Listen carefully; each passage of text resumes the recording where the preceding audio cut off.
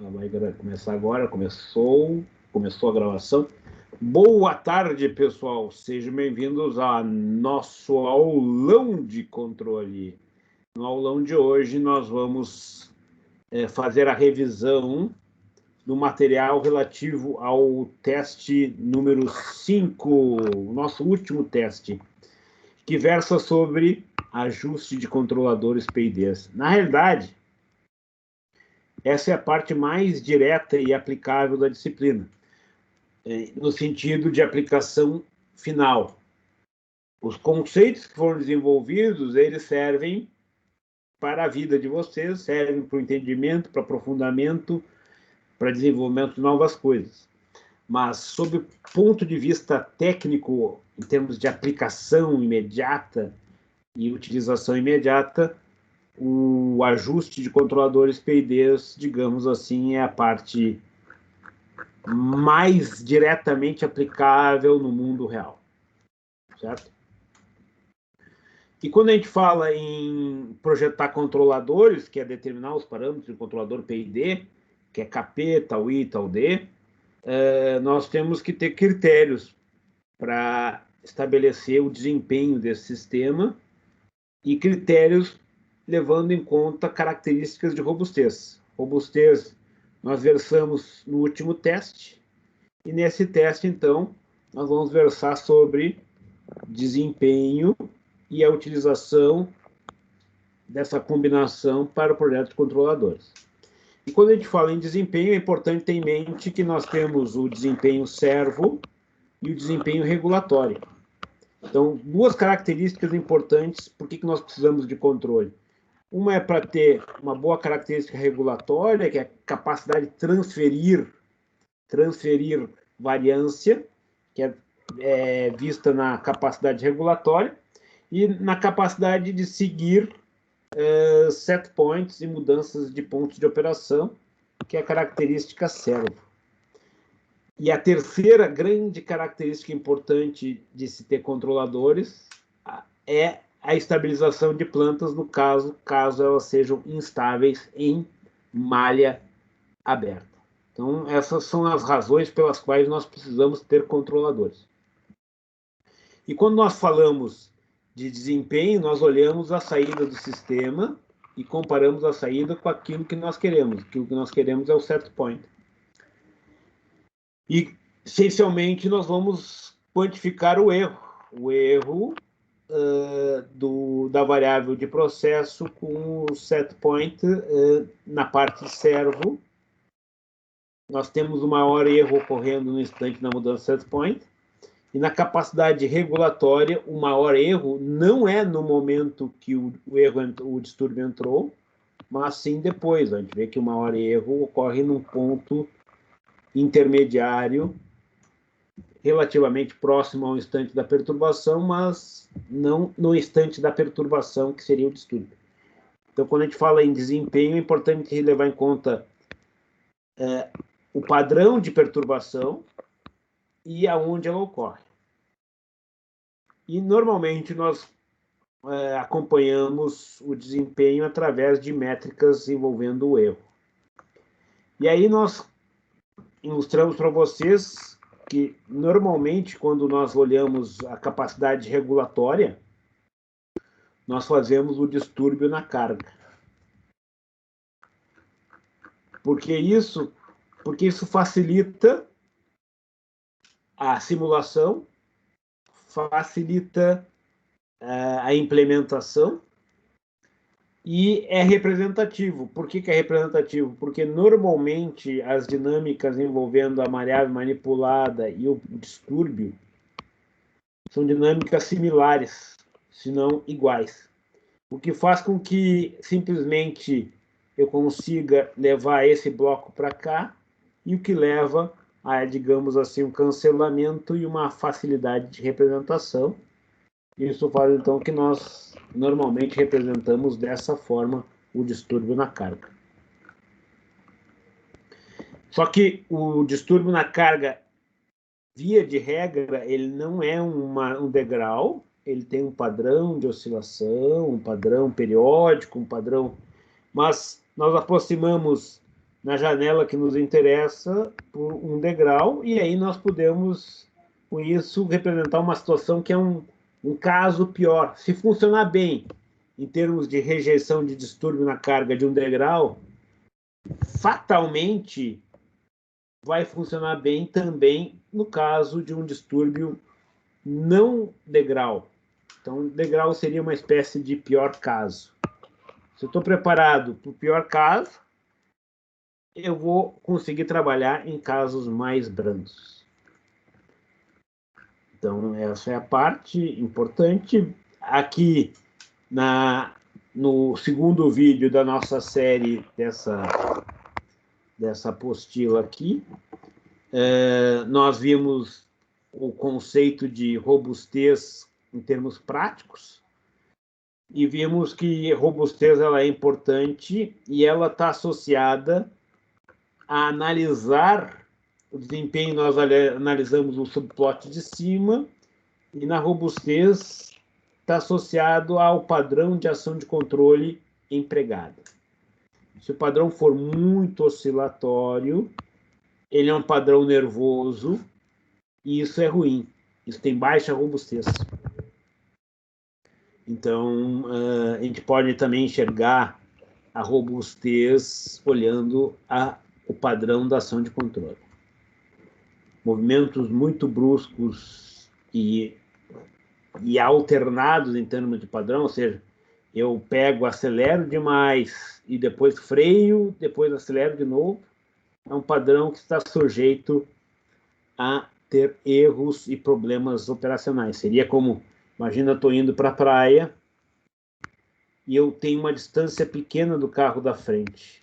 Aí eu acelero, grudo no carro da frente, passo pela direita, vou adiante, entro na frente e vou mantendo pouca distância do carro da frente.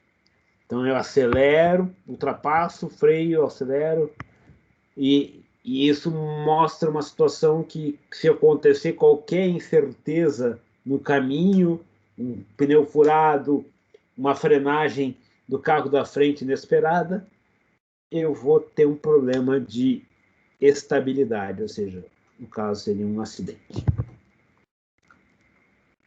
Então, é uma coisa importante. Mas robustez e desempenho são temas que se complementam. Pegando o exemplo do carro, imagine o seguinte: normalmente o pessoal mais jovem, ele tem mais desempenho, normalmente dirige de uma forma um pouco mais afoita, que uma pessoa de maior idade.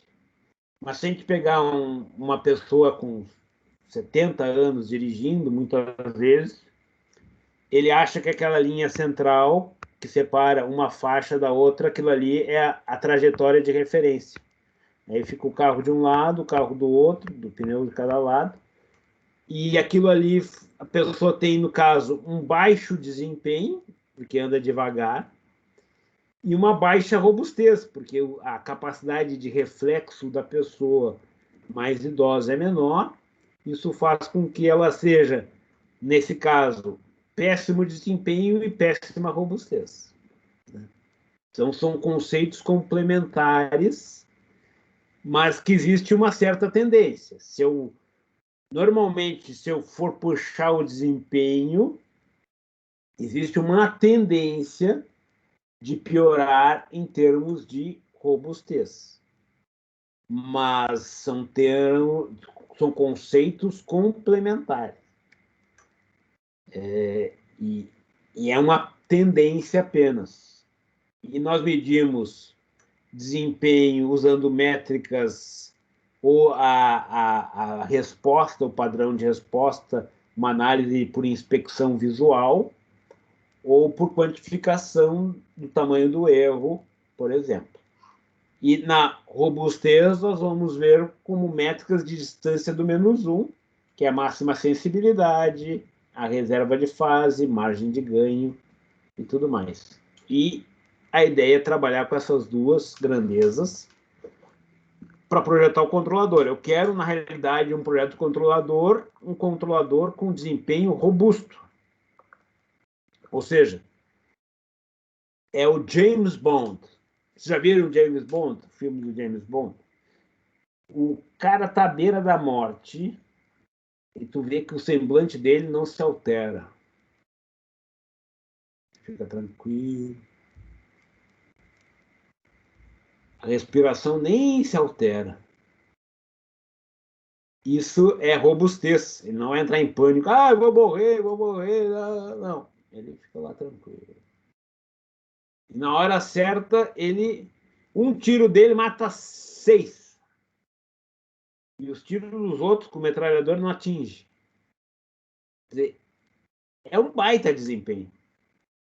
Então, nós queremos, no projeto do controlador, ter desempenho robusto, que é ter o desempenho apesar das adversidades. Então, nós temos adversidades, essas adversidades elas vão existir, apesar de ter essas adversidades, nós queremos ter o desempenho adequado. Isso se chama desempenho robusto e nosso objetivo, na hora de projetar um controlador, é ter um desempenho robusto, ou seja, manter a mente quieta, a espinha ereta, coração tranquilo e tirar 10 na prova, ou seja, gabaritar. Certo? Então, essa é a ideia. E por isso que nós precisamos desses critérios todos. Com relação a métodos de ajuste, nós vimos um conjunto de métodos de ajuste. Recapitulamos aqui uma parte que é o papel da ação proporcional. A ação proporcional é o principal botão de ajuste. Na realidade, é o principal botão de ajuste. Normalmente, ele é levado ou é utilizado para fazer o compromisso entre desempenho e robustez. A ação integral ela veio ao mundo com a missão de acabar com o offset, então o objetivo é acabar com o offset. Só que a ação integral ela insere um polo na origem, e esse polo na origem ele tende a puxar o comportamento do sistema para o eixo imaginário e para o semiplano direito. Ou seja, ele diminui a estabilidade do sistema. Então, se eu puser muita ação integral é ter baixos valores de tauí. Então, isso é muita ação integral. Pouco tauí, a ação integral ela aumenta com 1 sobre tauí. Então, 1 sobre tauí aumenta e aumenta a parcela da integração frente às demais. A ação integral, ela, como na nossa vida, seria olhar o passado e aprender com os erros passados. Mas se eu começar a me martirizar com os erros passados, isso vai me marcar de tal forma que passou, passou. Eu tenho que aprender com o que passou e tocar a ficha daqui para diante. Por isso que a ação proporcional é a mais importante, porque a ação proporcional é o vive o aqui e o agora, o presente. O presente é a essência da ação mais importante de todas, o aqui e o agora. Nós vivemos o presente, nós não vivemos o passado e não. O futuro é uma projeção. O aqui e o agora é o que vivemos. E o presente, a língua portuguesa ela é sábia porque ela justamente atrela o tempo presente, o momento atual, como sendo um presente, uma dádiva. E isso são poucos idiomas, a maioria dos idiomas que eu conheço, todos eles têm palavras diferentes para o presente que nós damos para alguma pessoa, um gift, um Geschenk, o presente em si, present, em inglês, no caso, ou em Zurzeit, em alemão e assim por diante. Então, na realidade, usam palavras diferentes e a língua portuguesa é sábia, mostrando que o maior dos presentes é o presente. Então, devemos vivê-lo adequadamente. E a ação derivativa, ela tenta projetar o futuro, ela tenta olhar o futuro, ela tenta olhar o futuro. É importante a gente ter uma ideia de futuro, como vai ser o futuro e tal.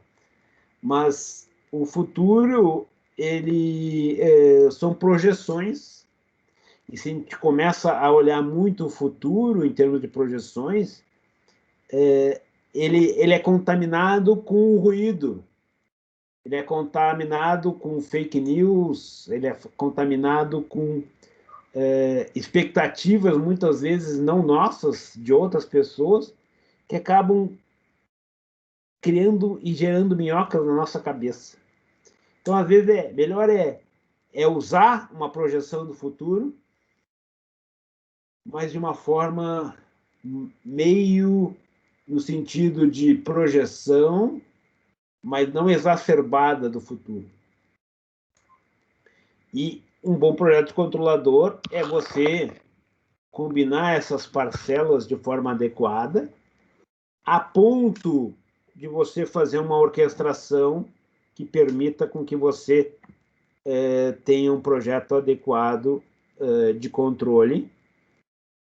E é essencialmente isso, projetar um controlador, é colocar uma quantidade certa de ação proporcional, uma quantidade certa de ação integral, uma quantidade certa de ação derivativa. Então, aqui, qual é o papel do controlador? Isso aqui, perguntas teóricas sobre isso aqui vão acabar surgindo, porque eu já comentei o papel do controlador. Para que serve o controlador, esse tipo de coisa. Isso pode ser gerado em perguntas. E o que é o objetivo do controlador na sua essência? São questões que podem ser versadas de forma teórica na avaliação. Então, esse slide aqui é um slide que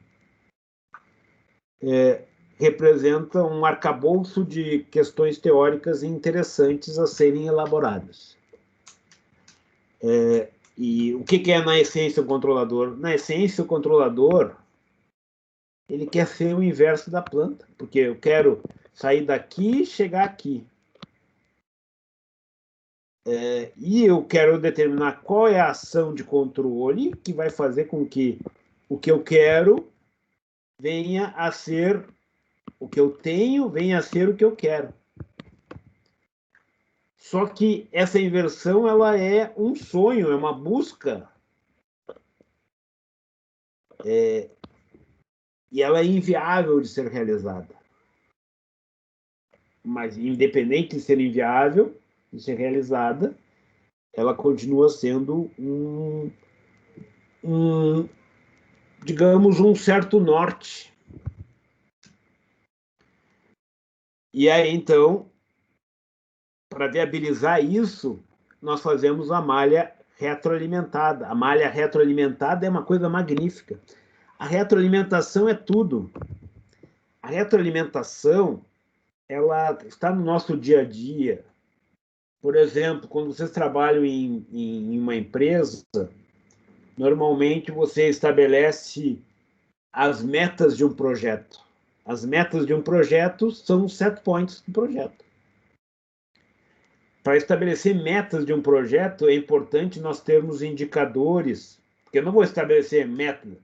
Digamos que o meu objetivo seja melhorar a minha capacidade de correr, por exemplo. É muito vago. Uma melhor métrica, sempre é interessante eu estabelecer as metas, os set points, quantificando. Tipo, eu quero, até o verão, correr 12 quilômetros em 40 minutos. Então, aí você tem uma métrica clara e tu tem uma medida. Então, é importante ter medidas e é importante estabelecer métricas claras. Então, a gente pode ver, nessa nossa lógica, a meta como sendo o set point, o valor desejável a ser alcançado, e o sensor, que faz a parte da medição, é a métrica que eu vou usar na medição. Então, eu vou usar uma medição de tempo, uma medição de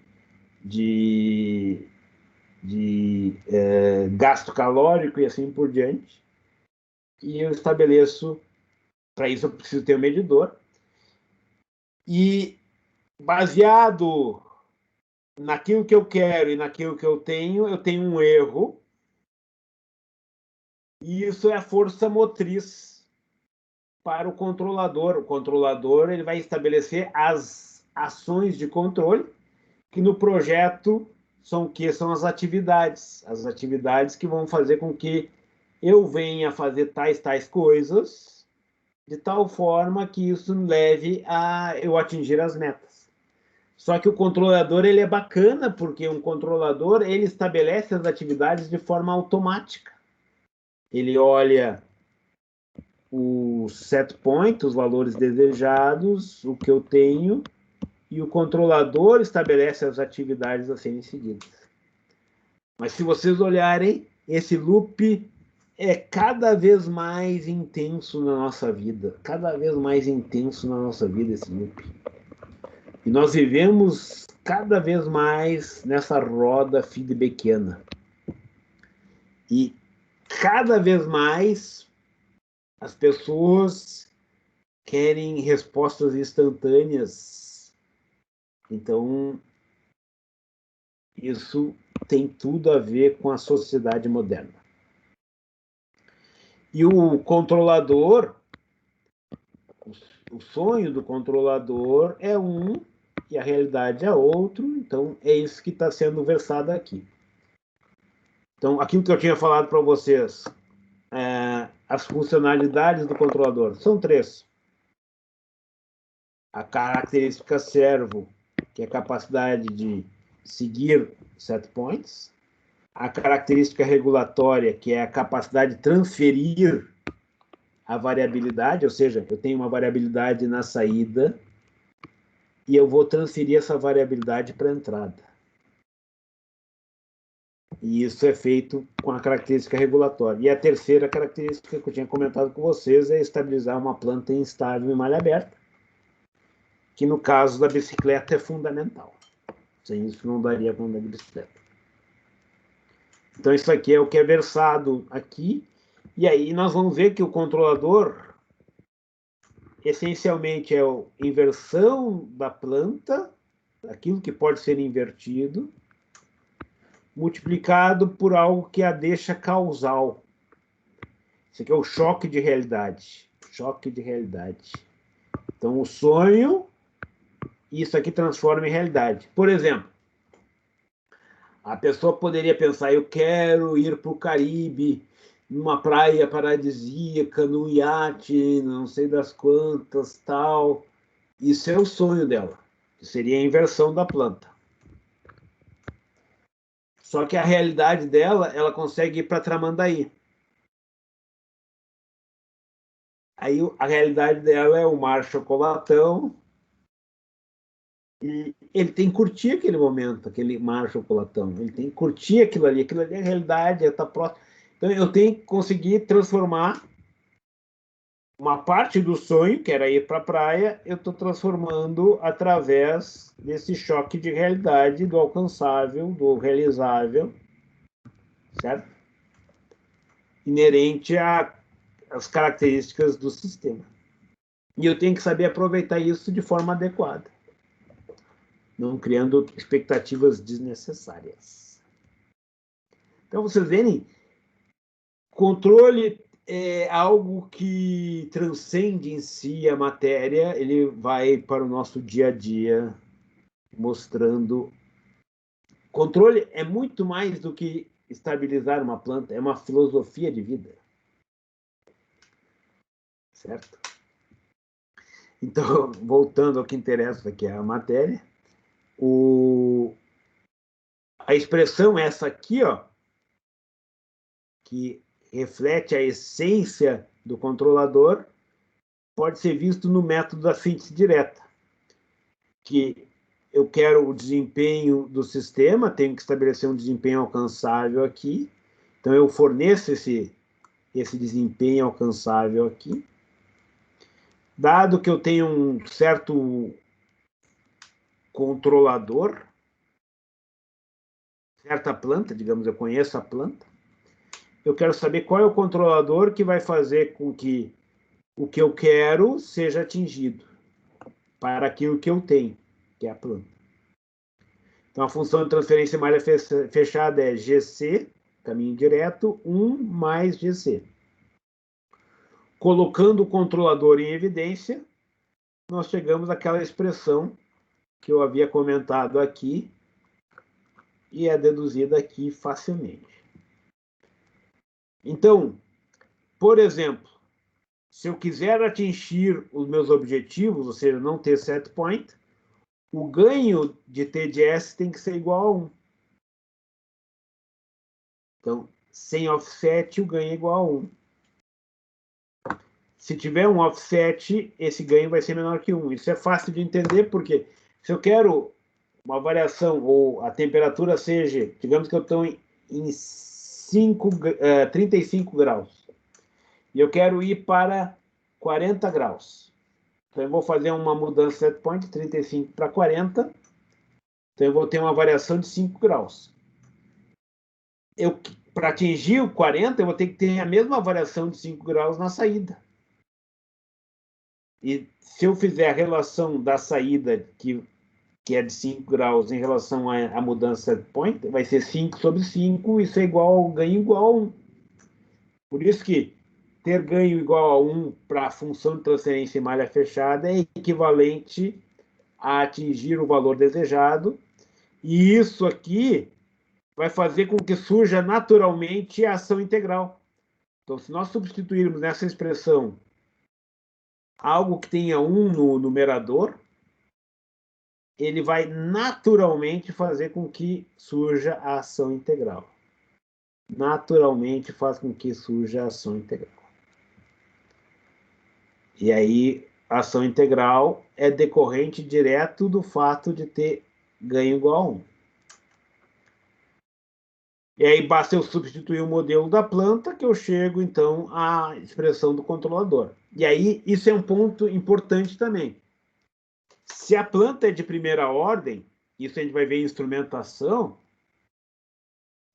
que instrumentação para uma malha de vazão, para uma malha de nível, não tem por que eu usar mais do que um PI, que é um controlador proporcional integral. Porque a essência do comportamento dinâmico de uma malha de vazão e de uma malha de nível é comportamento de primeira ordem. Se eu inverter uma planta de primeira ordem, eu vou ter o surgimento de um controlador que é o PI, que é o ilustrado aqui. Certo? Então, se a planta for de segunda ordem, que é o próximo exemplo aqui, nós vamos ter o surgimento do controlador PID. Então, planta de segunda ordem, aí nós estamos falando o quê? Malhas de temperatura, que justifica você usar um controlador PID, e malhas de pressão, principalmente nos casos de malhas de pressão com comportamento subamortecido. Malhas de pressão com comportamento subamortecido geram um comportamento interessante a ser utilizado, nesse caso, um controlador PID. Certo? E quando nós trabalhamos com o método da síntese direta, que é essencialmente esse método que nós estamos vendo aqui, nós temos que respeitar os fatores de fase no mínimo, ou seja, se a planta tiver tempo morto, eu não tenho como acabar com ele. O tempo morto é o maior vilão das malhas retroalimentadas. Vide vocês no dia a dia de vocês. Você escreve uma mensagem para alguém em WhatsApp, dependendo da sua ansiedade, você instabiliza se não recebe a resposta imediatamente. Então, o tempo morto seria o atraso na resposta. Então, se eu tenho algo que atrasa a resposta, eu tenho que viver com isso e tenho que levar isso em consideração. Se a planta, então, tem um tempo morto ou uma resposta inversa, eu tenho que ter esse tempo morto na malha fechada.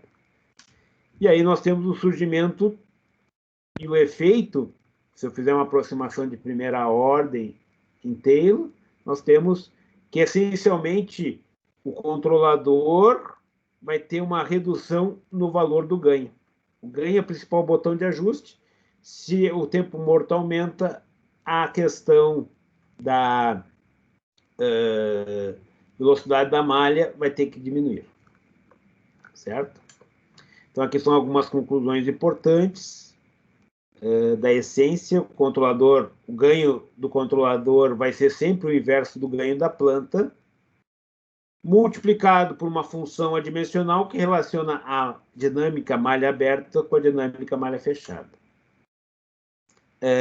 E o tau I e o tau D vão ser sempre em função da dinâmica da planta em si. Certo? E aí, como por trás do controlador existe a abstração da planta, no método IMC,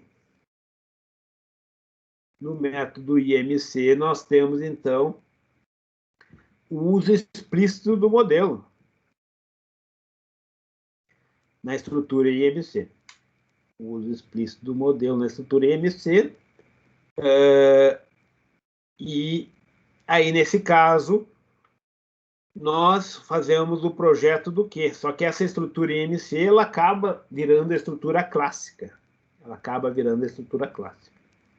Basta eu simplesmente fazer a álgebra de blocos, esse deslocamento, e eu consigo fazer, então, a conversão da estrutura IMC para a estrutura clássica, e eu posso pensar a estrutura IMC como um artifício em termos de projeto. E aqui, então, nós temos a estrutura IMC e a relação, e o projeto do controlador na estrutura IMC é um projeto em duas etapas. Na realidade, a estrutura IMC e o método da síntese direta têm uma intercambialidade, ou seja, são equivalentes, certo? E aqui um ponto importante é que o primeiro passo é fatorar o sistema, e o segundo passo é projetar o Q baseado naquilo que pode ser invertido e multiplicado por um filtro que transforma o sistema em um sistema causal, que seria um sistema próprio. Mas ele pode ser levemente impróprio, no caso de um controlador ideal, PID ideal.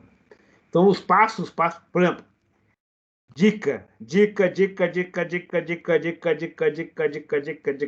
essa aqui é uma dica interessante.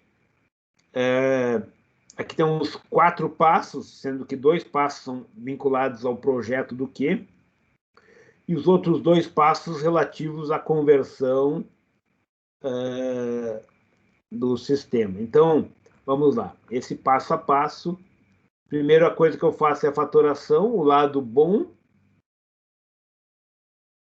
e o lado ruim. Na realidade, a gente podia trocar as cores, né? O lado bom sendo... Não, nada, está errado. Normalmente a gente associa o lado ruim como vermelho, negativo, mas aqui está como positivo, e aqui positivo. E tudo são questões de abstrações, certo? Então, para os gremistas, o lado bom está aqui em azul e o lado ruim está em vermelho, certo? Então, é só uma questão de padrão de cores. Bom, tirando as besteiras de lado, o negativo aqui se refere ao semiplano esquerdo e o positivo ao semiplano direito, certo?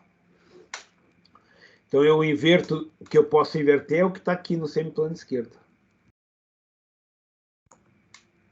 Isso é o que eu posso inverter. O filtro aqui insere a característica do que eu quero para o sistema, que é com esse botãozinho de ajuste aqui, que é o tempo, constante tempo em malha fechada. Aí eu tenho o projeto do Q e depois eu converto o Q em C através dessa expressão da malha, que é essa aqui, que é essencialmente essa álgebra aqui. E, por fim, depois eu tenho que converter o C em um controlador PID, ou aproximar para um controlador PID. O ponto-chave é que se a planta tiver uma ordem elevada, vai gerar um controlador de ordem mais elevada. Só que, em termos práticos, para uma maior parte das plantas, é suficiente um PI e um PID. Certo? Então, daí eu tenho que aproximar para um PI e um PID. Aqui nós temos a discussão entre o causal e o não causal. E aí nós temos projetos de controladores. Esse tal C aqui, ele é o mesmo tal CL que a gente usou na outra sessão. Então, às vezes, eu uso para o ganho do controlador KC e KP e uso para o ganho o botãozinho de ajuste tal C ou tal CL, tanto faz. Tal C, aqui eu estou como tal CL, ó. E aqui eu já mudei para o tal C. Bom, tudo bem. Mas é a mesma variável. É o botãozinho de ajuste. E a expressão para o tal C é essa aqui, ó. Essa é uma expressão para a escolha desse tal C.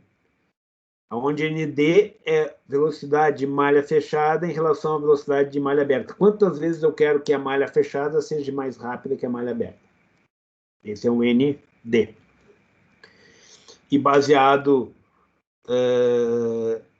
no tempo morto e baseado no tal dominante, eu tenho a expressão para o tal C aqui, dado por isso aqui. E existem vários autores com métodos e proposições distintas, inclusive o Skogestad. Nós teremos na semana que vem, na segunda-feira, uma palestra com o Skogestad. Skogestad, eu vou mandar o link para vocês, o Skogestad.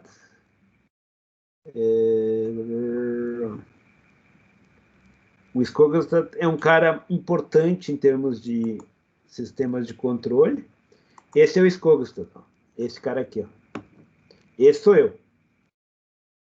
E esse é o Skogestad.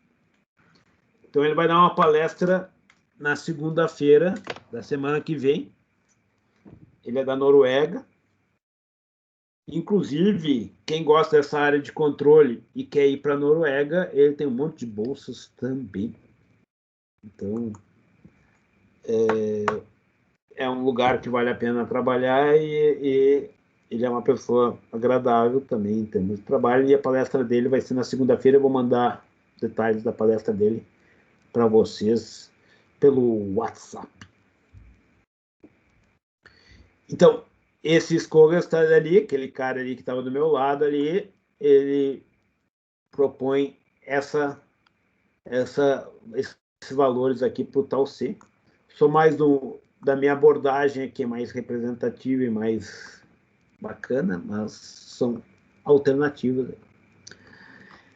Certo? E aqui o IMC para várias plantas. Então, eu tenho várias plantas e as expressões que são originárias dessas plantas com os diferentes valores,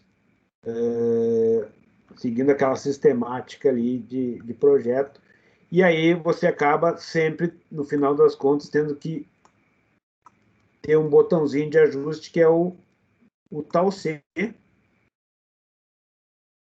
E a escolha desse tal C, como eu disse, está aqui, ou está nessa tabela, mas a faixa é essa aqui, ó. Normalmente ele tem que ser menor, ou é recomendável que ele seja menor que o tal dominante e maior que o tempo morto. E aí tem um método baseado no KU-IPU, que é um método importante e que teve um marco importante em 1942. o Ziegler e o Nichols, o Ziegler era do setor de vendas e marketing, e o Nichols era do setor de pesquisa e desenvolvimento. Isso aqui mostra a importância da relação, essa dupla sertaneja, Ziegler e Nichols, mostra a importância do casamento entre quem enxerga o mercado com quem desenvolve os produtos. Isso é fundamental, ter essa retroalimentação do mercado, porque senão você vai simplesmente fazer o quê? Você vai fazer invenção, mas inovação é essa expressão aqui, inovação, ela é invenção,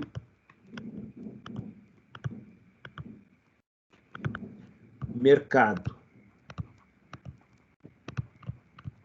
É a multiplicação entre mercado com invenção. Isso é inovação. Se eu não tiver aceitação pelo mercado, no sentido mais amplo, não necessariamente alguém que eu venha a vender um produto, mas, por exemplo, o meu mercado são os alunos de controle, por exemplo. Esse é o meu mercado. No caso, querendo ou não, vocês são obrigados a consumir meu produto, que é esse aqui que vocês estão tendo. Mas digamos que se vocês pudessem escolher entre o produto A, produto B e produto C, eu poderia ter uma redução do meu mercado, que é o vocês, clientes. Poderia ter competitividade, por exemplo, entre vocês não terem aula comigo, terem aula com outro professor, mas essa é a maravilha do monopólio. O monopólio me cria uma reserva de mercado. Então, eu posso não me preocupar com o mercado e tocar ficha. Mas sempre existe o mercado, sempre existe o cliente, sempre existe aquele que vai consumir aquele produto ou vai estar interessado naquela ideia, de alguma forma ou de outra. Eu tenho que conhecer esse mercado e procurar fazer com que a inovação, a invenção, seja algo que o mercado está querendo, que os clientes estão querendo. Então, não necessariamente eu preciso pensar que o mercado tem que ser algo comercializável, no sentido monetário, mas sempre existirá um mercado, no sentido mais amplo. E a invenção é algo diferente que você criou, que você fez, mas se ninguém tiver interessado nisso, isso não passa de uma invenção. Para ser uma inovação, é importante que tenha um mercado. A invenção, a inovação, ela vai ser tanto maior quanto maior for o mercado, ou quanto maior for a invenção. A multiplicação dos dois é... Então, essa expressão são matemática de inovação, certo? Cuidado que o conceito innovation em inglês não é exatamente esse de inovação em português, certo? Cuidado com essas traduções equivocadas, digamos, em termos de conceito de uma coisa e outra. Normalmente, em inglês, a questão da inovação, ela está mais associada à invenção em si. Certo? Bom, hoje estou falando demais, né? Os nossos amigos dessa dupla sertaneja, então, que é o que me levou a essa discussão toda aí, representou um casamento interessante entre o mercado e o pesquisa e desenvolvimento. já que eu estou conversando fiado um pouco, quando eu estava na graduação, eu não levava muita... Achava que o mercado era uma coisa secundária. Que quem trabalhava com vendas não tinha o glamour de resolver uma equação diferencial da equação de Schrödinger. Quando eu estava na graduação, o meu objetivo era resolver a equação de Schrödinger. Mas a resolução da equação de Schrödinger tinha praticamente nenhum mercado, né? Na época, nas questões que eu estava me preocupando. E eu achava que aquilo era a coisa mais importante do mundo e meio que menosprezava o mercado como sendo... E isso mostrava claramente a minha miopia, porque é importante ter o casamento dessas coisas e a comunicação entre essas coisas. E isso é fundamental. Ou seja, mais uma vez, a gente tem a importância do feedback. Mercado, inovação, mercado, inovação, mercado, inovação. Mercado, invenção, gerando inovação. Certo? E esses caras fizeram uma história interessante, no caso, em termos de controle, relativos ao casamento entre o mercado e a invenção. Por quê? Os caras tinham inventado o controlador P&D. Aí o Ziegler queria vender aquela chunga. Compre meu controlador P&D. No caso, comprar o controlador P&D era um controlador mais caro. Aí o mercado perguntava para ele, tá, tu vai me vender esse negócio e vai me servir para quê? Eu vou ganhar o quê com isso? Para ti, o controlador P&D é o teu negócio. Para mim, é uma ferramenta. Meu negócio não é controlador P&D. Meu negócio é produzir mais e melhor. Por que eu vou comprar um negócio desse que tem um parâmetro a mais de ajuste e eu não sei usar? Então, o Ziegler chegou à conclusão que ele não ia conseguir vender aquela chonga se não tivesse o método de ajuste.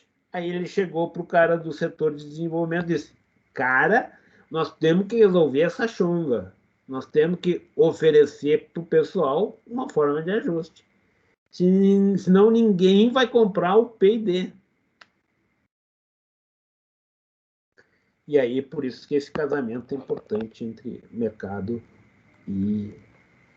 E eles propuseram daí um método, ele tem dois métodos de Ziegler-Nichols, um é baseado em KU-IPU, e o KU-IPU é o que a gente está mostrando aqui, isso aqui a gente está falando de 1942, bombas caindo em Londres, Segunda Guerra Mundial, Ziegler-Nichols fazendo o ajuste do controlador deles.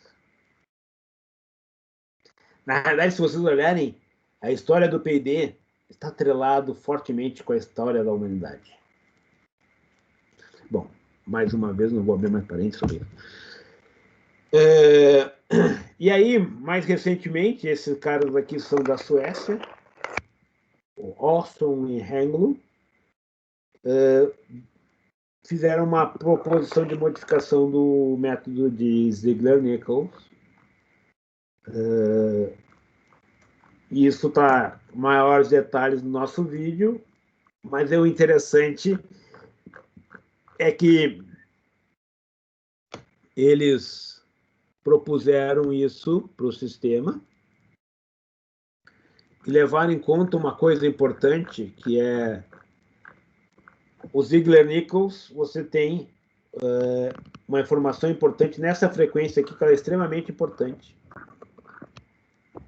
Só que eu posso ter duas curvas com os mesmos valores, e se eu perguntasse para vocês intuitivamente um controlador que é projetado bom para azul, vai funcionar bem para vermelha, vocês intuitivamente me diriam não, a princípio não, porque eu só estou levando em conta um ponto. Esse ponto é importante para a malha fechada, sim, ele é importante, mas essa região inteira que é importante, na realidade, a região importante para malha fechada é da frequência de corte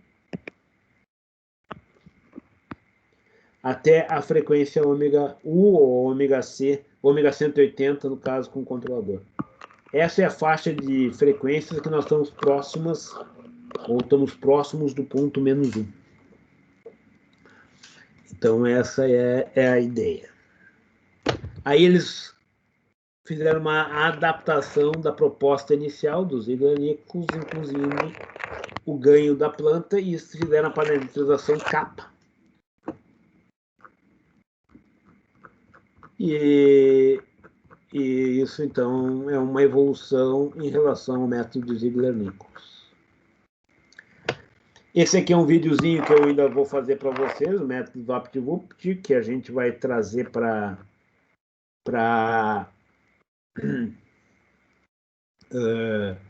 o trabalho em si, vou colocar isso no trabalho. Aí o Skogstad, que é aquele que vai fazer a palestra na segunda-feira, propôs método de ajuste que é o SIMC, mas isso, na realidade, essencialmente é o IMC. Aqui eu discuto com vocês a ideia, mas essencialmente aquela estrutura IMC, onde o tal CL é esse lambda aqui, certo? Aí vimos outros métodos de ajuste e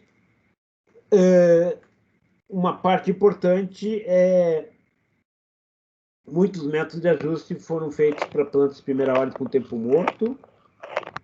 Isso captura mais ou menos bem um número significativo de comportamentos dinâmicos encontrados industrialmente. E vários métodos, então, foram desenvolvidos para esse tipo de planta, que tem 3 parâmetros, ganho, o tal e o θ. E o ponto-chave é como é que eu chego a esses parâmetros. Uma das alternativas é o método da tangente ou o método em 2 pontos. E aí aqui tem apresentado o método 2 pontos, a dedução desse método está no exercício que a gente vai discutir logo em seguida.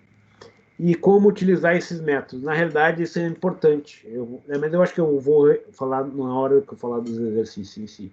Mas o ponto-chave é, eu faço uma perturbação de grau, que é uma mudança abrupta de patamar, e coleto a resposta do sistema. A minha linha base é essa aqui, ó, é o ponto de partida. E essa é a minha linha base. Então, eu tenho que pensar em variável delta desvios. Desde o início, nós viemos trabalhando com isso.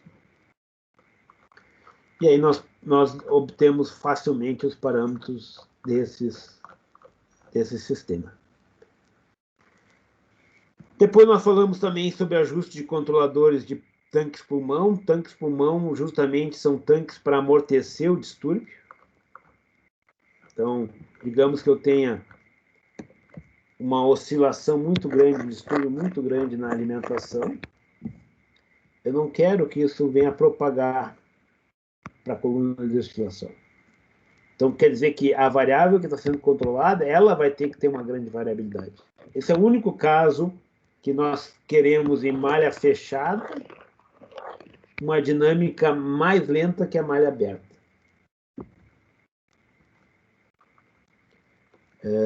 E quem fez uma sistemática de ajuste para tanque-pulmão é o Friedman, em 1994, por exemplo. Está bem discutido no livro Controles Típicos Industriais. O engenheiro Herbert vai dar uma palestra para nós, esse cara aqui vai dar uma palestra para nós na disciplina de instrumentação.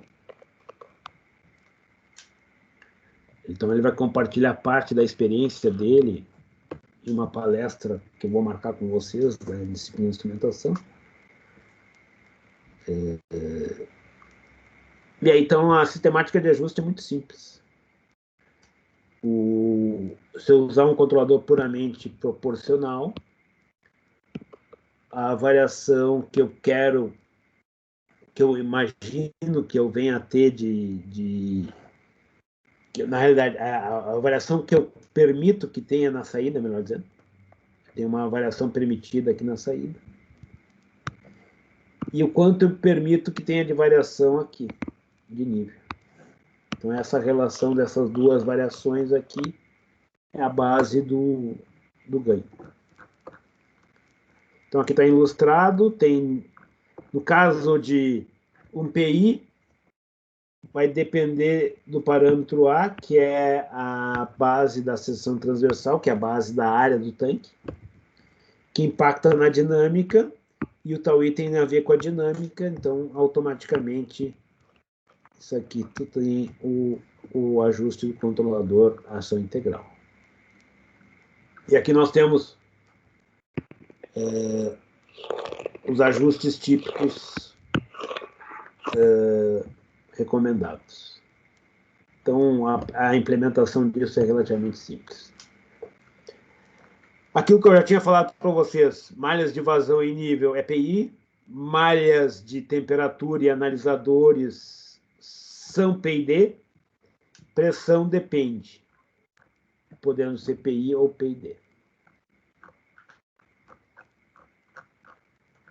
Mas a ação derivativa, então, tem um espaço a ser ampliado em termos industriais, mas ela acaba não sendo explorada na medida certa. Está falando que nós teríamos, por exemplo, em torno de 40% das malhas que teriam benefício de usar uma ação derivativa.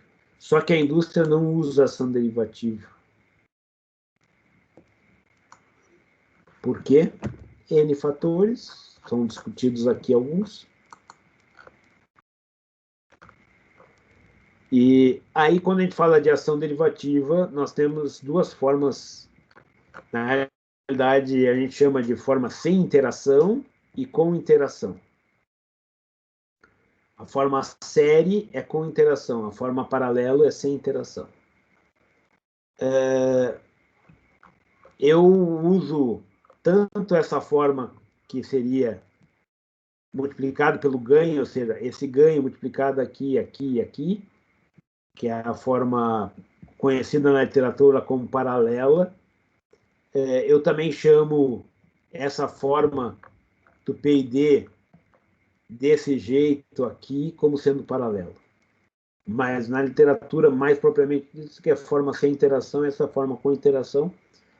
Mas eu chamo essa aqui de forma paralela, mas muitas vezes essa forma aqui é chamada de forma ISA.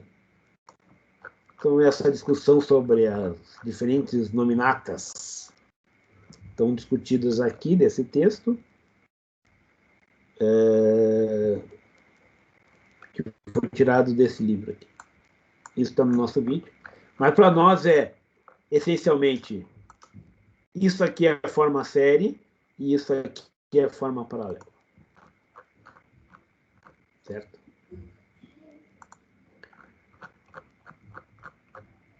E aí a importância de que, se eu tenho uma planta que é altamente oscilatória, ela é beneficiada por usar um controlador paralelo. Mas isso não é bem verdade na sua essência total, porque quando ela é altamente oscilatória, não é bom inverter os polos do sistema, mas isso é detalhes. Inclusive, nós temos um método de ajuste para sistemas altamente oscilatórios, e se alguém tiver interesse, eu tenho material para passar para vocês. E aqui tem as conversões entre as séries e paralelo e tal. E o controlador real, ele tem um filtro. Esse é um ponto importante. O controlador real, ele tem um filtro. Então, antes de derivar, nós filtramos, justamente para eliminar as fake news. Então, é o que está ilustrado aqui. Aí falamos de ação direta e ação reversa, que o único parâmetro que pode ser negativo no controlador é o ganho. Tau I e tau D não podem ser negativos, pelo menos para a malha cis.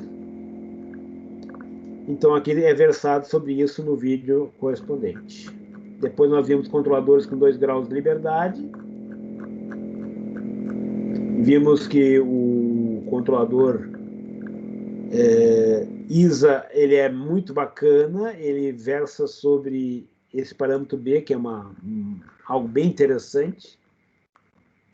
e ele concilia 2 graus de liberdade. Esse vídeo aqui, que é o 15º vídeo da 15ª semana, esse eu não gravei, mas eu preparei o material, ele é sobre o Anti-Winder, eu vou gravar e a gente vai explorar isso no trabalho.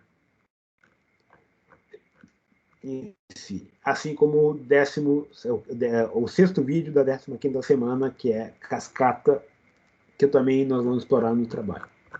Então, são 2 vídeos que eram para estar na nossa lista, mas já tem bastante matéria para cair no teste. Então, esses 2 vídeos que não estão gravados não cairão no teste. Eles serão abordados no nosso trabalho em si. Certo? E agora chegou o momento de vocês. Fiz a revisão geral, falei sobre coisas relacionadas, e agora a questão é saber de vocês questões específicas.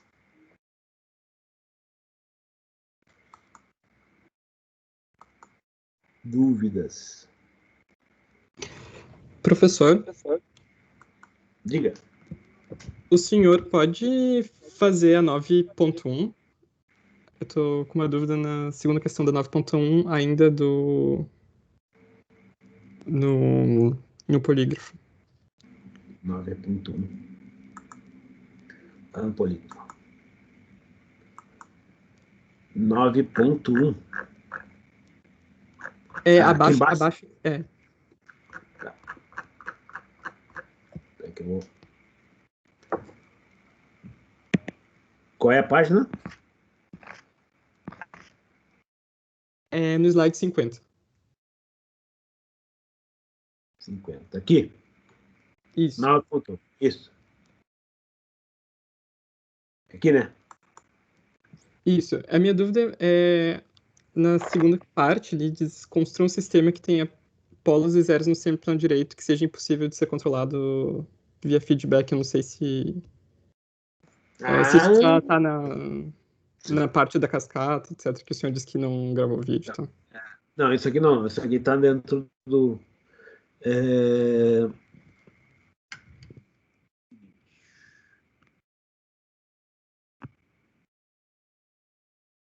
O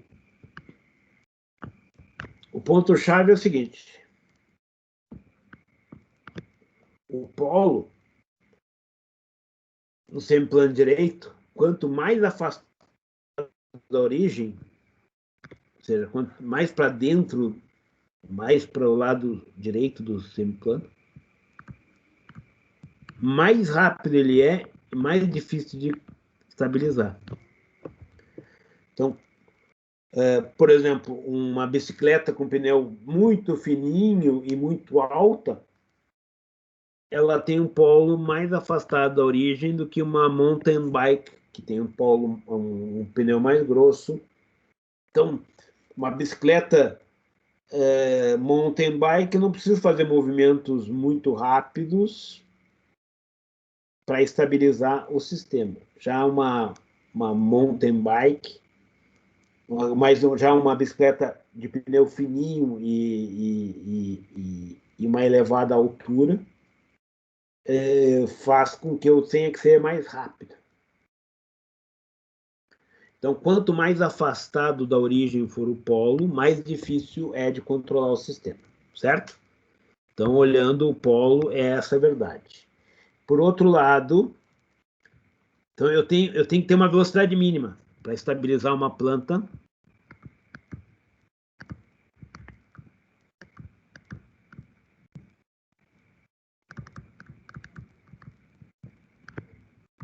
Uma planta instável.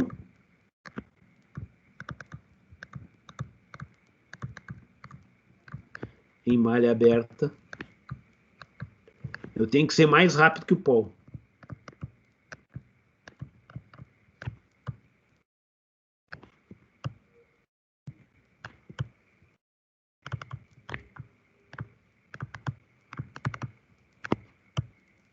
Que o polo mais afastado da origem.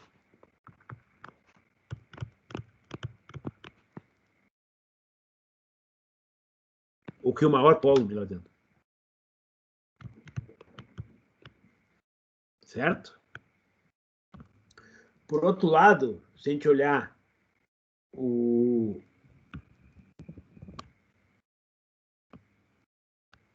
efeito do zero, o zero, quanto mais o zero estiver próximo da origem, mais difícil é de controlar o sistema. Mais intensa é a resposta inversa. Então, o zero mais próximo da origem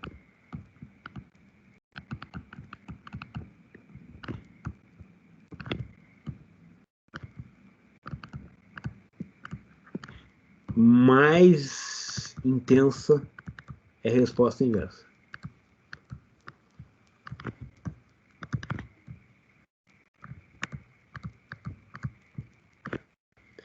Isso implica em que a malha fechada tem que ser mais lenta. Isso é equivalente a malha fechada mais lenta.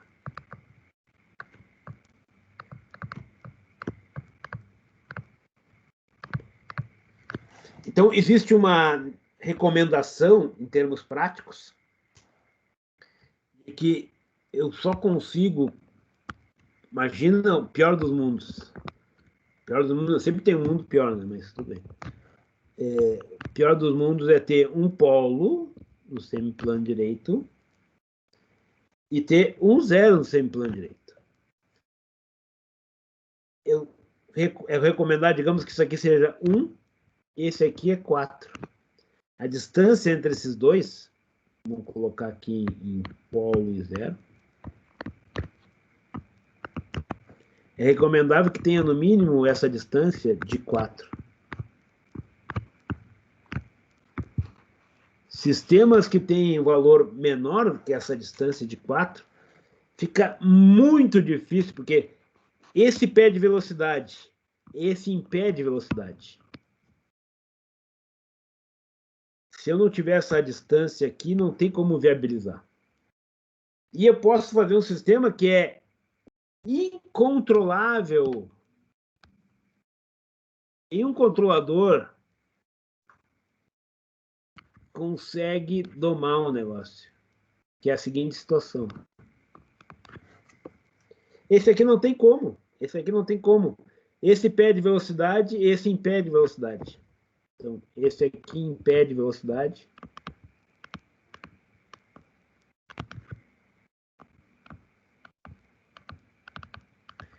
E esse quer velocidade.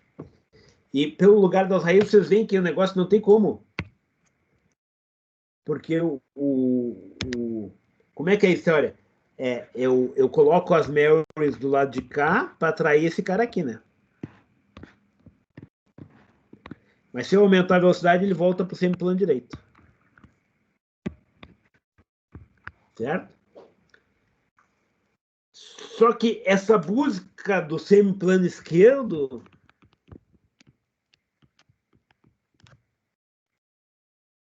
esse cara aqui vai buscar o semiplano esquerdo. Ele tem que ir para o lado bom da força. O lado bom da força aqui.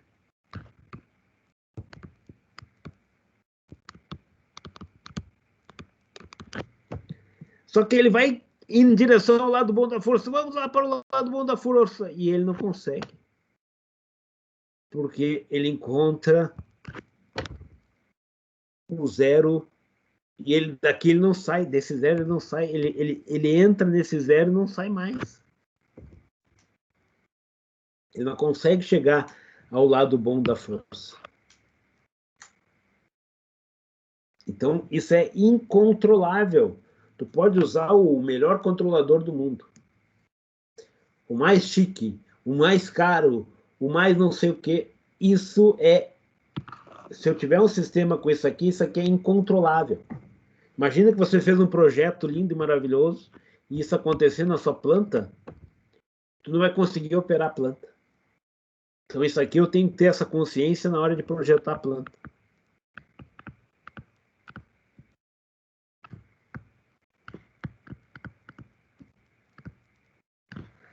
E imagina que eu estou operando a planta numa situação instável e tenho atrasos e respostas inversas e coisa e tal, eu não vou conseguir. Eu tenho que projetar o sistema de tal forma que, no mínimo, eu tenha essa relação.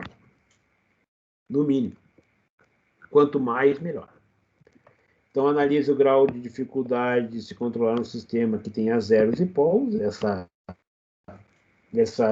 isso que eu versei aqui, e construa um sistema impossível de ser controlado. Ou seja, basta fazer aquele diagramazinho lá, fazendo assim, ó. Melhor dizendo o contrário.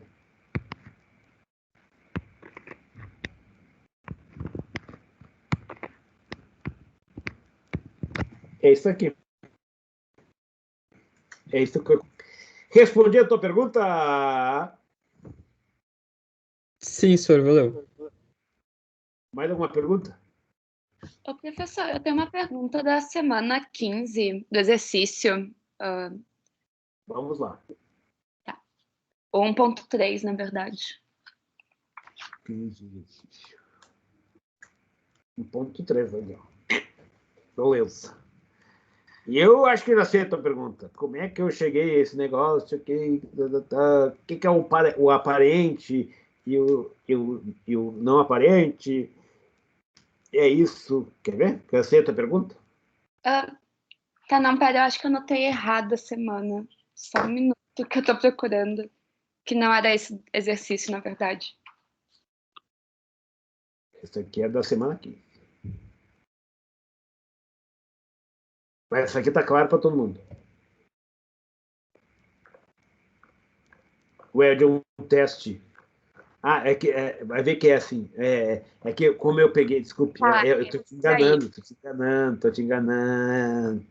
É que eu peguei o gabarito, porque eu estava com preguiça de escrever do zero. Isso. Tá, é desse daí.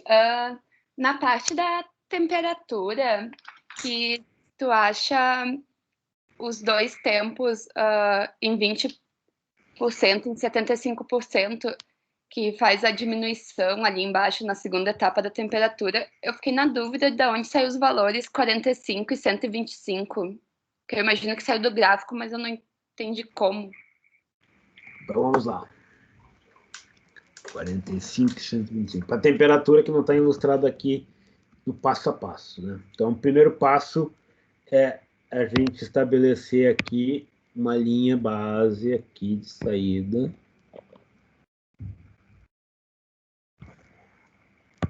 Essa aqui é minha linha de saída de cima aqui, ó. Essa é minha linha base, tá? Quando a gente fala no nosso método, a gente está usando 75% e 20%. Então, é 20% dessa faixa aqui.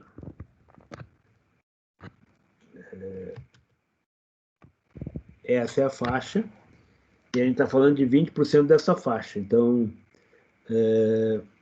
aqui, digamos, tem 1, 2, 3, 4. Digamos, mais ou menos aqui, assim. É só calcular direitinho, tá? Vou fazer meia a la louca.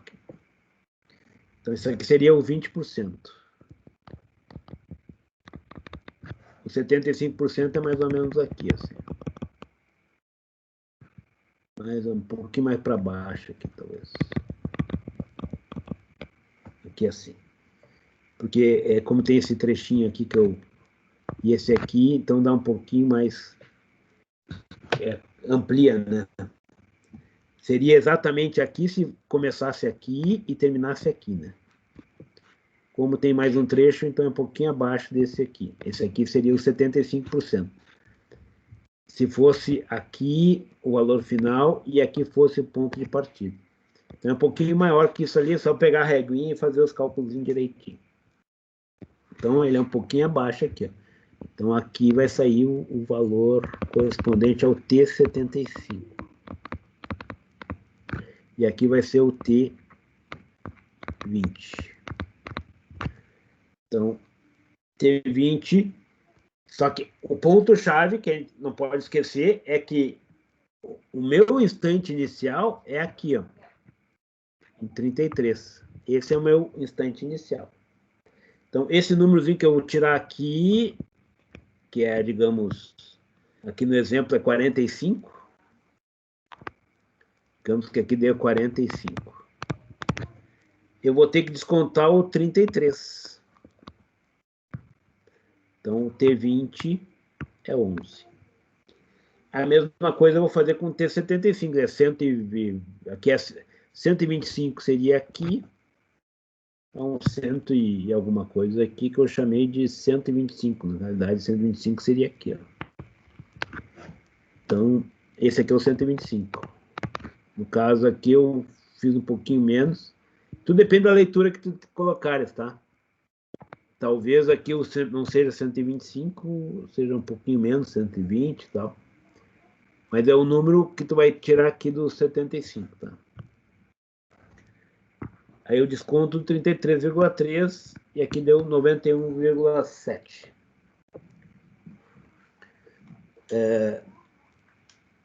Mas é que essencialmente lê o gráfico. Sim, Não tá sei bom, se eu- obrigada, professor. Eu só não tinha entendido mesmo aonde que era o 100%, mas agora fez mais sentido. Aonde que era o 0 e o 100%, mas agora eu entendi de onde são os valores. 100% Obrigada. é o valor final aqui. E o 0% é linha base. É percentual nessa faixa. Certo? Sim, certo. O resto eu entendi, obrigada. Beleza, ótimo. E claro, sempre tem questões de leitura do gráfico, que é um saco.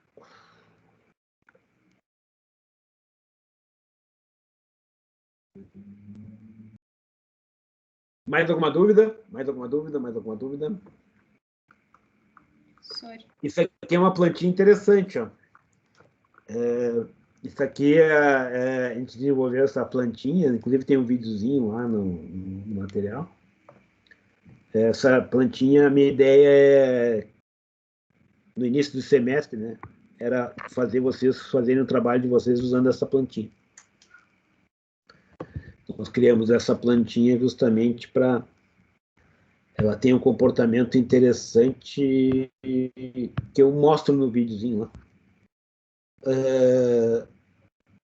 E talvez eu já usei nós criamos essa planta, talvez a gente venha, não sei como é que vai ser também, não sei quando vai ser o próximo semestre, não sei. Também não sei se vai ser presencial ou não, mas seria uma cadeira eletiva, né? Que é o laboratório de controle de processo. Nós construímos 3 plantinhas dessas aí. Aí a ideia era vocês fazerem experimentos com a plantinha. Ou seja, isso que a gente está fazendo aqui, mas de uma forma mais bacaninha. Então, talvez,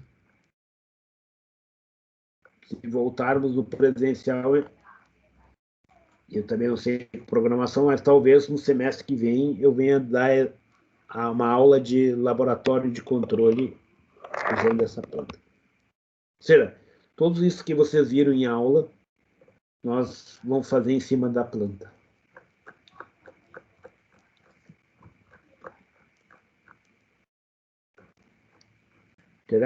Mais alguma dúvida? Mais alguma dúvida? Sora, eu tinha uma dúvida. Num teste de 2013/1, na verdade é mais de uma dúvida. Teste 2013/1.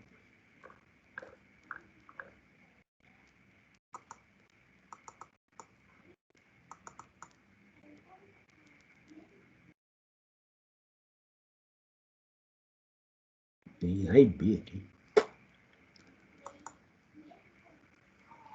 Esse teste é bacana, tudo legal. Tudo legal. Uma dúvida só nesse teste é ótimo. Não, senhor, eu tenho mais de uma.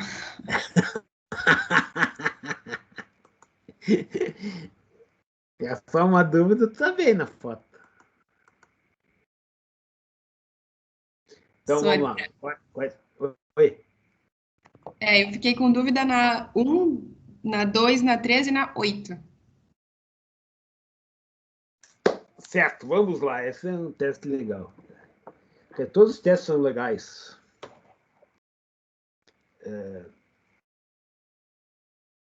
Se bem que nessa época eu ainda não usava o 007, né? Meu número de chamada é 007. 007 é o James Bond. Desempenho robusto.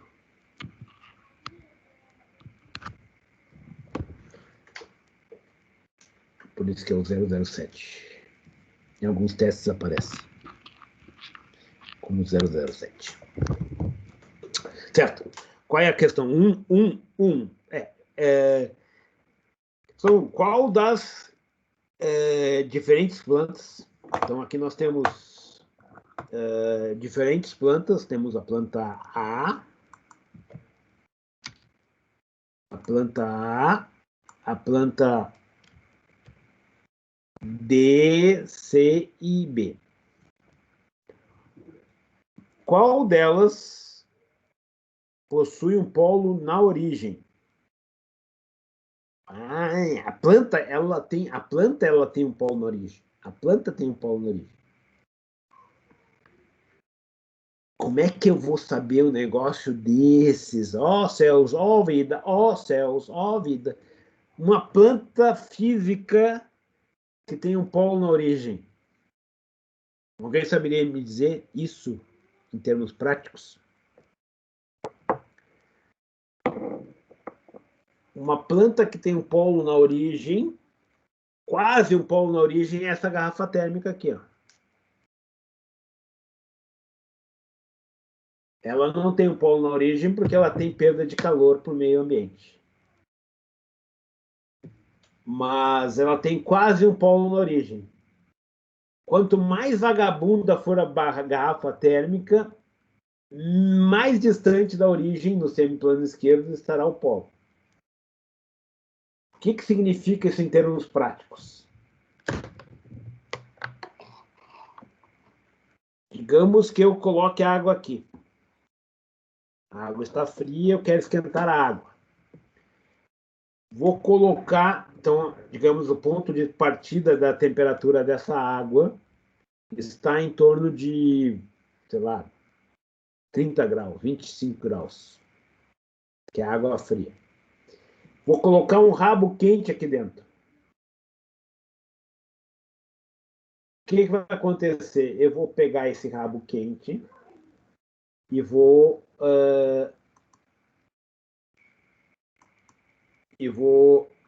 ligá-lo na tomada. No que eu ligar o rabo quente na tomada, a água vai começar a subir. A temperatura vai começar a subir. Quando chegar na temperatura que eu quero,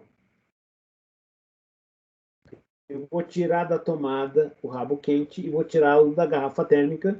Ou seja, antes de eu ligar o rabo quente na tomada e depois que eu atingir o set point, eu tinha ação de controle nula. Certo? Então, isso é uma característica de sistemas que têm polos na origem. Um outro exemplo de sistema com polo na origem, imagina que eu tenho um copo d'água. Tem outro, a minha mesa está cheia de polos na origem. Olha só. Esse copo aqui de uísque, por exemplo. Eu esqueci de ontem, vendo o jogo porcaria. Digamos que eu quero enchê-lo. Aqui o copo, nível 0. Quero enchê-lo. Ação de controle inicial. Atingir o valor que eu quero, digamos que esse seja o nível. Observem que a ação de controle é fechar a entrada. Esse é um sistema integrador, tem polo na origem. Esse tem polo na origem. Um pneu de bicicleta, uma bicicleta tem 2 polos na origem, que são os pneus. Pneu furado é polo que não está na origem. Se você quer uma bicicleta sem pneu furado, tem que ter 2 polos na origem. Quando você enche o pneu com ar comprimido, você simplesmente tem, antes de aumentar a pressão, está desligado o compressor ou a bomba. Depois que você ligar, você colocou lá o compressor e ligou e aumentou a pressão. Mas no que chegou a pressão que você quer, você desliga o compressor. Então poderia falar a noite inteira sobre sistemas com polos na origem. Qual dessas linhas tem como ponto de partida zero, em termos de ação de controle? Ação de controle nós enxergamos aqui. E como valor final, também zero.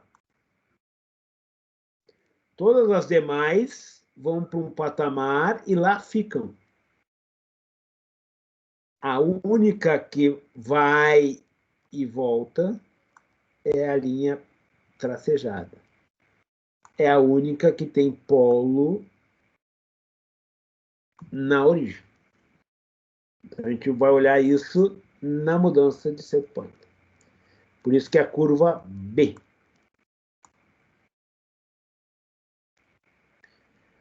Bom, aí tá, entendi, legal. Entendeste? Sim, senhor, agora sim. Bom, qual delas é controlada apenas por um controlador proporcional? Aí que tá.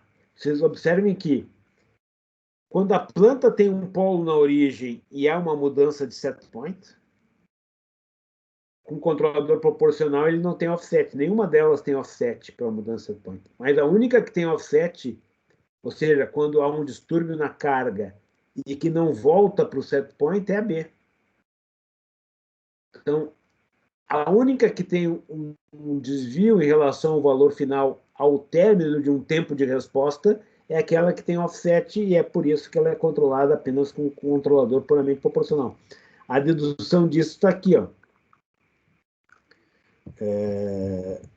Que se eu tenho uma planta com polo na origem, seria o S aqui. Quando eu uso um controlador puramente proporcional, ela acaba, por uma mudança de set point, ter ganho igual a 1, sem offset, mas por distúrbio na carga, que seria a função de transferência de D para a saída, isso tem que ser igual a 0. E ela acaba não sendo igual a 0, logo caracterizando um offset. Então é a B de novo. Qual deles é controlado com o controlador com ação direta? Não sei se tu quer que eu resolva todos ou tu quer que eu vá direto pro... Qual é a outra questão que tu quer? Era 1, A2, A3 e A8, então tá tranquilo, senhor. Então tá, então estamos bem na foto. A3. Então, a 3 é a seguinte. Qual delas...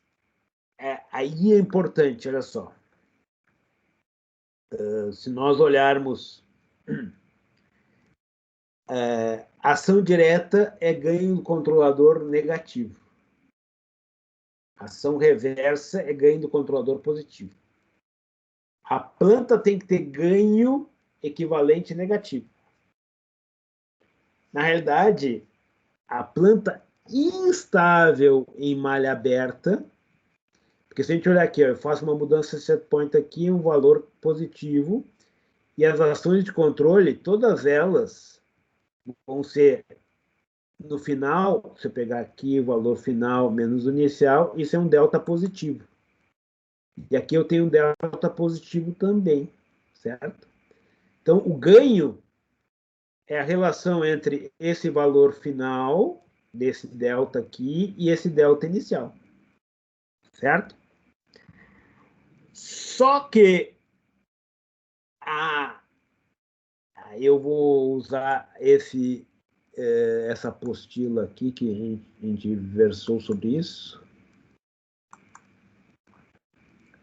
que uma planta instável, ela tem um ganho aparente negativo, mesmo que o K seja positivo. Isso, nós versamos sobre isso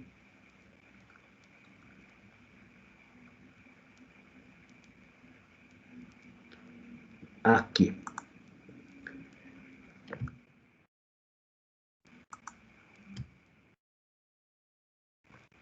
Aí, cuidado. Ó. O que será que seria a situação? 10, tá. Essa aqui é estável. Beleza. Essa aqui, em malha aberta, tá os 10 ali, ó. Só que, como ela é instável, é como se ela tivesse um ganho negativo. E por isso que tem ação direta. Então, se a gente olhar lá, naquele exemplo, o ganho é um número positivo, que é o delta de mudança de set point sobre o delta de ação de controle final. Certo? Só que a planta é instável em malha aberta, e ela é instável em malha aberta, eu já vou te explicar por quê. Como é que eu enxergo isso? Ela é como se tivesse um ganho equivalente negativo, como está ilustrado aqui. E aí, para isso, eu tenho que usar ação direta. Agora, voltando para lá.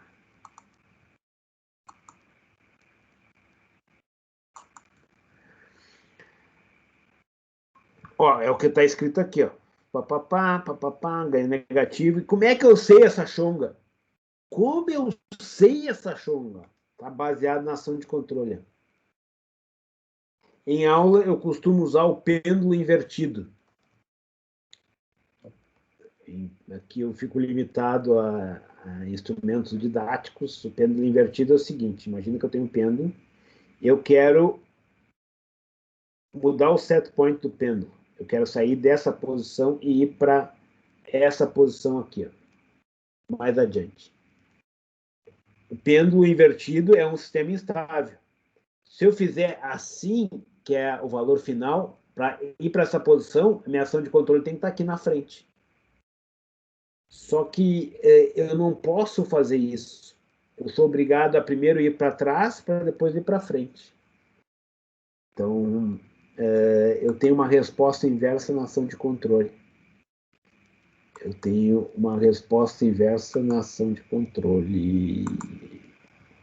Certo? Então, aqui eu tirei o meu fundo para facilitar a visualização. Então, eu estou aqui e eu quero ir para cá. Se eu fizer assim, cai o pêndulo.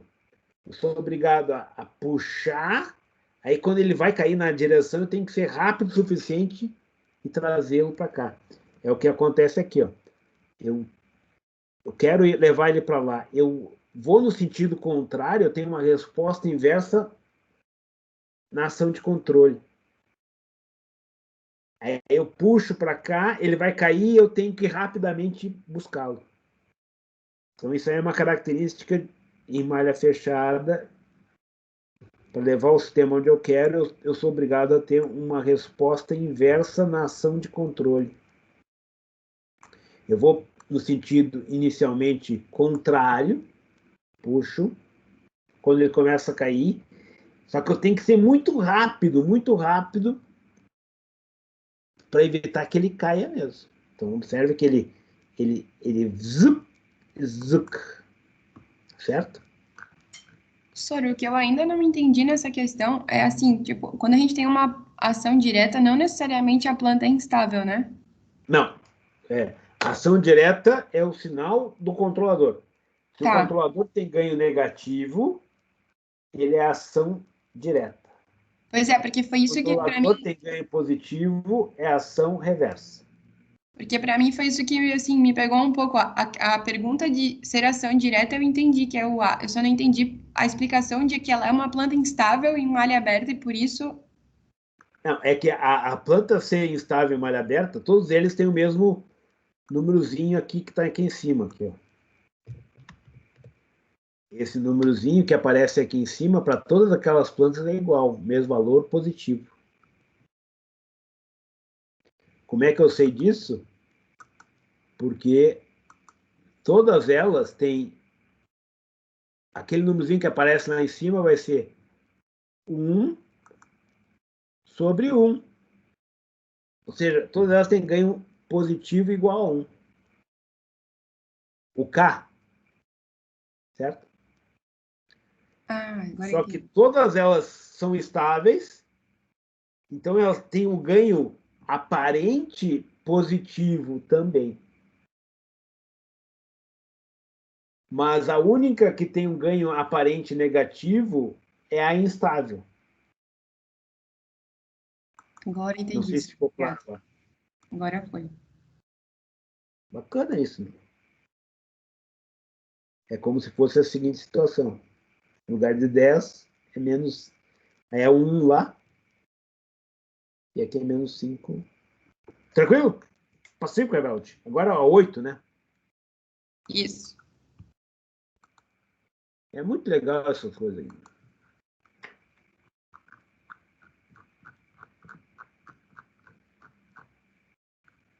8. Diga se seria possível melhorar significativamente a resposta em malha fechada para a planta mencionada no item anterior, que é a C. A C. Vamos ver. Vamos lá. A C é essa aqui. Ó. Ela tem uma elevada resposta inversa.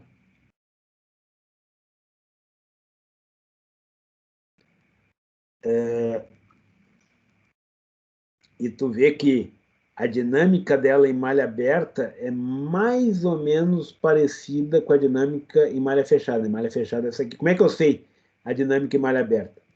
A dinâmica em malha aberta seria eu fazer esse degrau, que é essa linha verde aqui, desde o início. Certo? O que confere ao controlador uma velocidade maior é o fato dele acelerar aqui no momento certo e trazê-lo para o valor final no momento adequado. E a questão é, como ela tem uma elevada resposta inversa aqui, ó, frente, porque aqui nós temos 5 frente ao tal, né? Tem que pegar uma estimativa de tal. E aí nós podemos até voltar à nossa apostila, que quando essa relação, normalmente a gente usa o tal...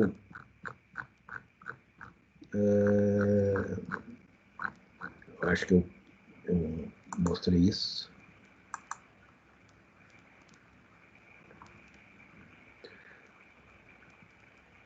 A gente normalmente usa o tempo morto relativo a constante tempo dominante. Né?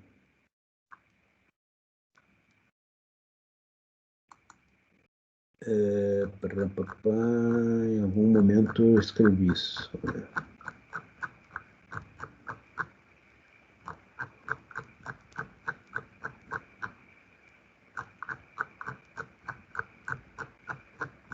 Eu acho que tu usou um exercício, senhor, que era o tal igual a Isso dominante aí.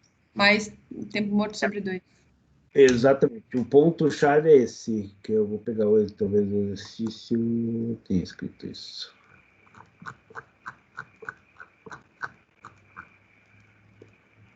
Não sei se é o 14 ou o 13. Tá ali, senhor, na primeira. Hã? É nesse aí, tá ali pra cima. Aí, ó. Não, 3.2. 3.2. Não, pra baixo, senhor. Para baixo. Aí.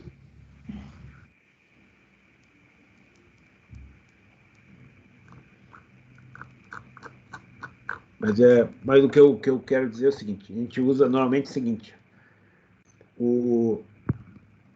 a velocidade da malha ela depende desse aqui, do tal dominante e do tempo morto. Normalmente a relação disso que é importante. Aí dá para pensar isso relativo. Posso fazer escrito dessa forma. A vantagem de escrever dessa forma é que eu vou ter sempre um valor entre... Aqui eu tenho um valor entre 0 e 1. Né? Ou seja, tempo morto igual a 0, eu vou ter 1. Tempo morto muito grande, eu vou ter um valor menor que 1. Quanto maior o tempo morto, mais me aproximo do 0. A grosso modo, se o tal dominante for da mesma ordem de grandeza do tempo morto, eu vou ter a dinâmica em malha aberta e malha fechada aproximadamente igual. Isso é equivalente, nesse caso, a ser 0,5, né? Imagina um aqui, mais um aqui. Então, 0,5. Então, se eu fizer esse tal asterisco aqui, por exemplo, dado por isso aqui, se essa relação for... Essa é a faixa onde eu consigo fazer malha fechada mais rápido que malha aberta.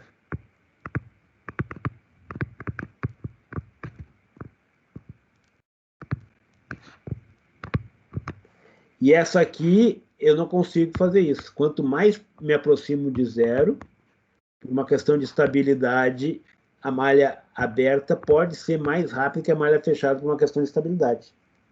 Então, esse é o divisor de águas. Eu posso pensar assim, como eu posso pensar em termos de tempo morto, tempo tal dominante relativizado pelo tempo morto, que seria essa outra expressão. A vantagem desse cara aqui é que eu tenho valores limitados entre 0 e 1. Esse aqui não, esse aqui pode ser entre 0 e 1 desse cara aqui, representa a situação ruim. E quanto maior, melhor. Então, eu tenho limitado à direita, né? Só por isso. Então, é a mesma coisa. Então, resumindo, aquela questão, você vai ter o tempo morto equivalente e o tal dominante equivalente. E se tu fizer o cálculo disso, tu vai ver que ele é da ordem de 1. Então, vamos voltar à questão.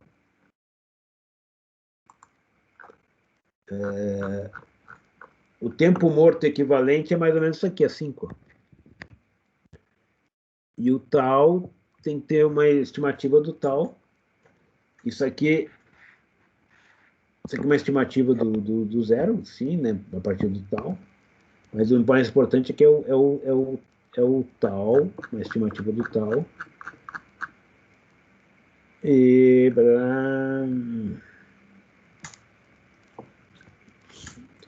eu tenho uma estimativa do tal aqui em algum lugar, não sei se eu calculo o tal, mas se eu não calculo o tal, eu posso estimar o tal de lá. Então vamos estimar o tal lá. O tal a gente pode estimar aqui assim, ó. A grosso modo, tá? Mais ou menos 63% aqui desse.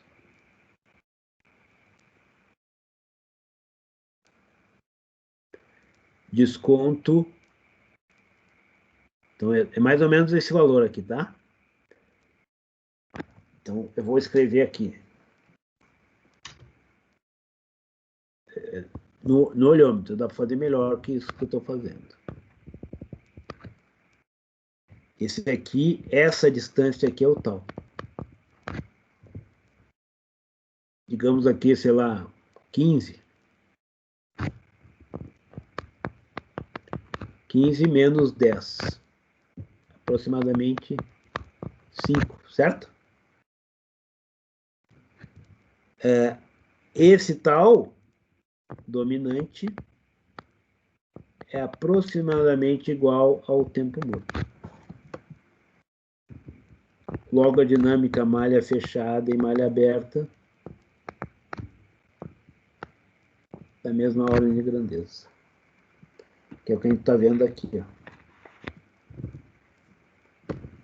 Por isso que, como esse valor é significativo, eu não consigo transformar ele muito mais rápido em malha fechada do que malha aberta. Que é a pergunta.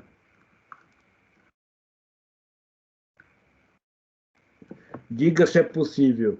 Não. Pois o zero está limitando o desempenho.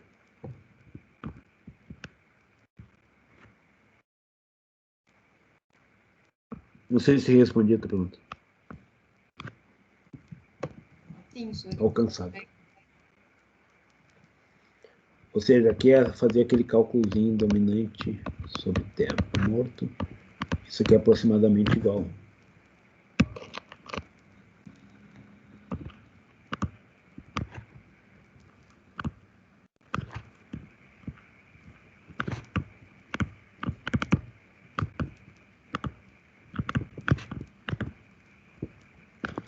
Tranquilo?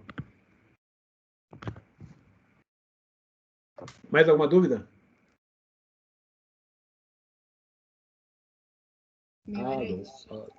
Hã? Das minhas era isso.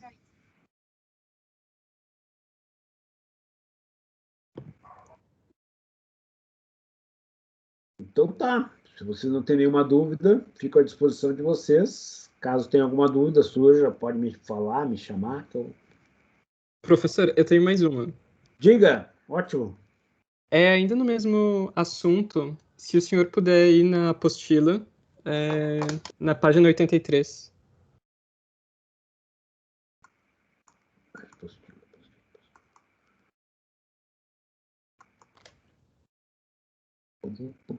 Página 83. 83. Vamos lá. Asdrubal in Action. Essa é a primeira questão aí. 9.23, primeira questão. Essa é a primeira? Isso. Em um manual de um fabricante de software de P&D foi encontrada a seguinte afirmação. Isso aqui é baseado em fatos reais. Para se assegurar a estabilidade de uma malha de controle, deve-se escolher um modelo da planta correspondente ao pior caso. Uma vez que o projetando-se o controlador para o pior caso, irá estabilizar ou não irá instabilizar as outras plantas. O pior caso é aquele que, quanto maior o ganho estático, é o pior caso. O maior tempo morto é o pior caso. Menor constante de tempo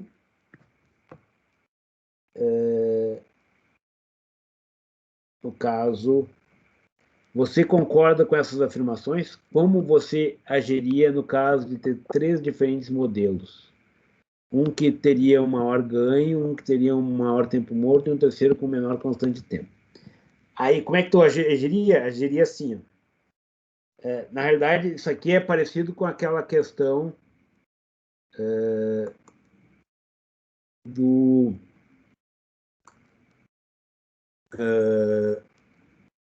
3 tanques.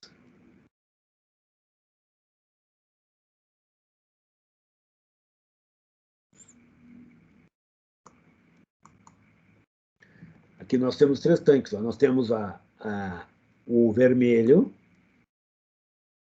o nível médio e o nível alto. Essa aqui, sob o ponto de vista estático, M3, que é a situação do verde aqui, eu tenho maior ganho. Por outro lado, aqui tem o tal, no caso aqui, o tal maior, que é o mais lento. Lá naquela coisa está errada. Em primeiro lugar, teria que discutir que quanto maior o tal, mais lenta a resposta. E lá está o contrário. Tá? Então, teria que versar sobre isso. Quanto maior o tempo morto, pior é.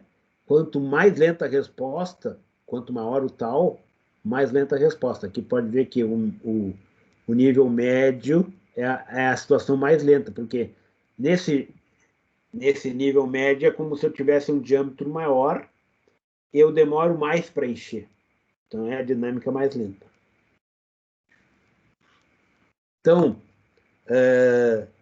o que a gente pode dizer, olhando essa figura, é que seguramente a pior planta, sob o ponto de vista de escolher uma planta para projetar o controlador, não é a vermelha. É ou a verde ou a azul.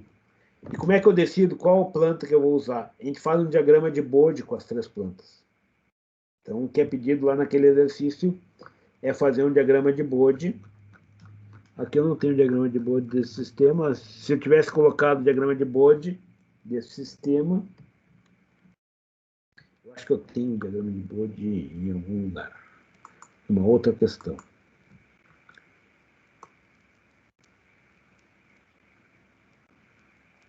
Eu consigo a partir de um diagrama de Bode, escolher a pior planta.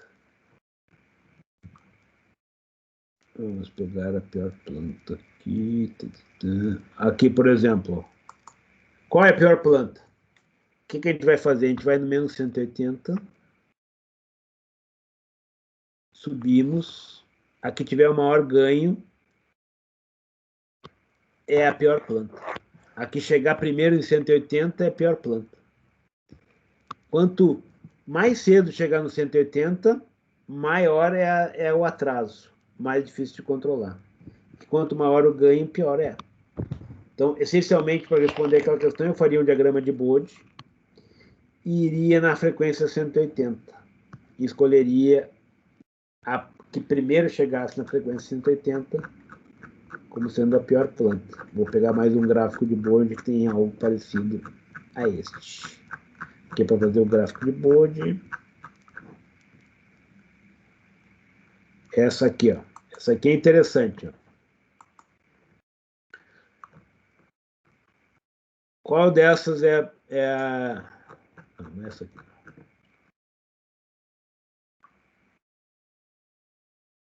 Essa aqui é interessante. Ó, qual dessas é a pior planta? Essa aqui é justamente aquela planta de tanques esféricos lá, tá? Esse aqui é os tanques esféricos e esse aqui é o tanque cilíndrico. Cilíndrico é esse aqui e esse aqui. Qual dessas é a pior planta? Eu vou no 180, subo. A que primeiro chega é essa aqui, ó.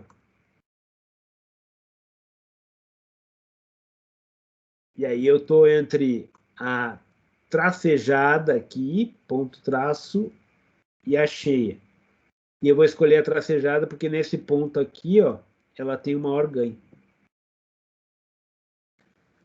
Então eu escolheria a A2. Então a resposta daquilo ali seria construir um diagrama de Bode. E analisar a frequência 180, e aí subo e pego a que tem o maior ganho. Aí eu levo em conta esses dois fatores. Certo? Não sei se eu respondi a tua pergunta. 83 aqui. Sim, senhor. Valeu. Obrigado. E esse menor constante de tempo está errado.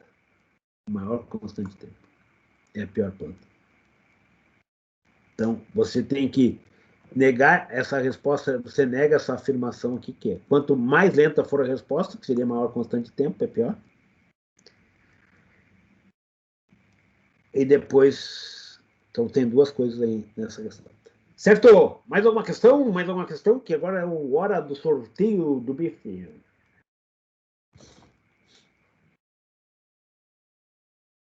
Da minha parte, não, senhor. Então tá, eu desejo a vocês ótimos estudos.